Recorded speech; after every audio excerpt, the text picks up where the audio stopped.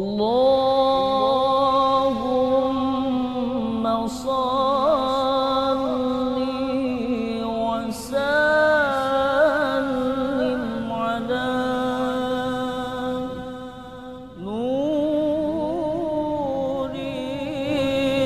anwar. Bismillahirrahmanirrahim. Assalamualaikum warahmatullahi wabarakatuh. Alhamdulillah wassalatu wassalamu ala rasulillah Muhammad ibn Abdillah alladzi khassahu bi syafa'ah. Sahabat Kasibat, kembali bertemu dengan Muhajir dalam acara Kasibat. Tema hari ini adalah tentang cara ampuh. Bagaimana kita ini terhindar daripada sifat dengki. Hari ini kita akan mengkaji diri, bukan mengkaji diri orang lain. Ada penyakit laten, ada penyakit hati yang bisa meluluhlantakkan amal soleh kita, yaitu dengki. Rasulullah bersabda, iyyakum wal hasad fa innal hasada ya'kulul hasanat kama ta'kulun nar al hatab.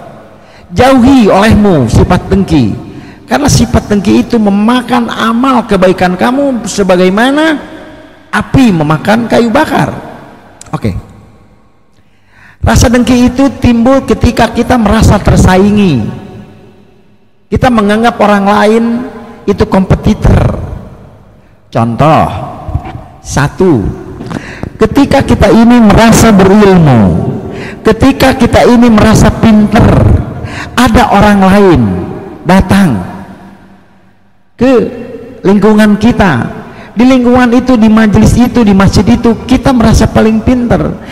Ternyata ada seorang ustadz muda atau orang yang lebih pinter dari kita. Disitulah benih-benih dengki akan muncul. Kenapa? Karena ilmu kita tersaingi dengan kehadiran orang itu. Maka solusinya bagaimana? Maka cara ampuh bagaimana supaya kita ini terhindar dari penyakit dengki? Solusinya adalah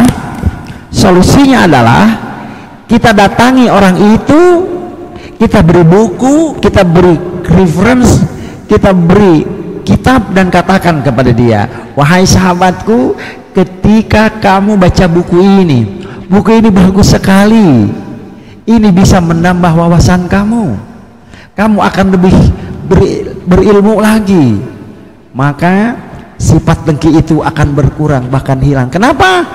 Karena kita melihat orang yang kita anggap kompetitor, kita datangi dia, kita kasih buku, kita kasih reference, bukannya kita ini mencari kesalahan orang itu. Kalau kita mencari kesalahan orang itu, maka kita terjebak ke dalam penyakit dengki. Kenapa? Karena kita rasa tersaingi oleh dia. Dan ketika dia mendapatkan tempat dan kita meradang, itu berarti kita punya penyakit dengki. Ingat, dengki itu adalah sifat dimana kita ini nggak terima orang lain itu berprestasi, nggak terima orang lain itu mendapatkan pengakuan dari masyarakat. Kita tersaingi. Dua, ketika di masyarakat, ketika di masjid, ketika di majlis, ketika di kantor, ketika kita di sekolah, ketika kita di kampus, kita ini dianggap orang yang berpengaruh.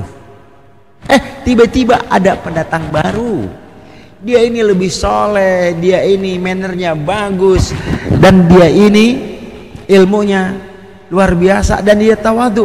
Akhirnya orang itu cenderung kepada dia, dan kita merasa pengaruh kita ini mulai berkurang.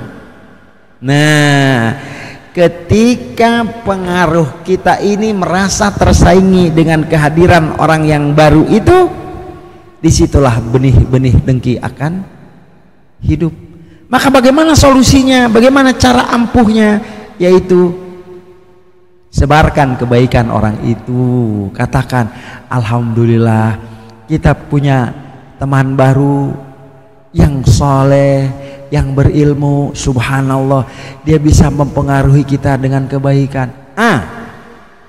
Dengan demikian kita akan terhindar dari penyakit dengki. Kenapa?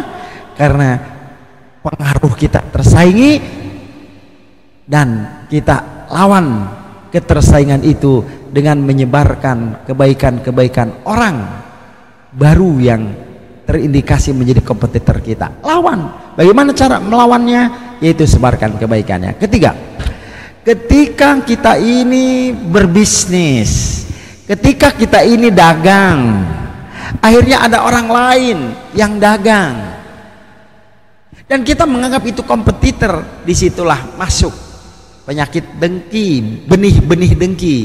Maka cara ampuh kita untuk menghalau penyakit dengki dalam diri kita yaitu datangi dia dengan penuh kebaikan, dengan penuh kehormatan, dengan penuh penghormatan, dan ajak berbisnis bareng-bareng.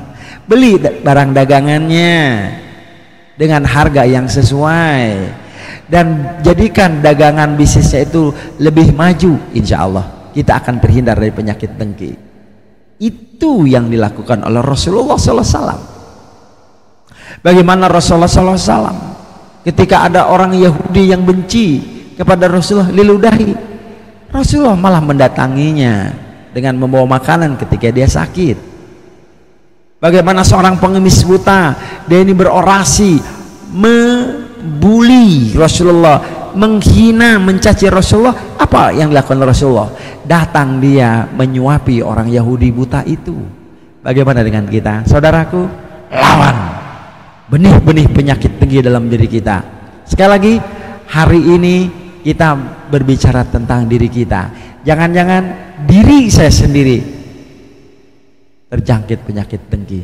Mari kita lawan dengan memberikan kebaikan kepada orang yang kita anggap menjadi kompetitor kita, kepada saudara kita yang kita anggap menyaingi pengaruh kita, ilmu kita, dan bisnis kita. Untuk itu, ingat, hidup sekali hidup yang berarti.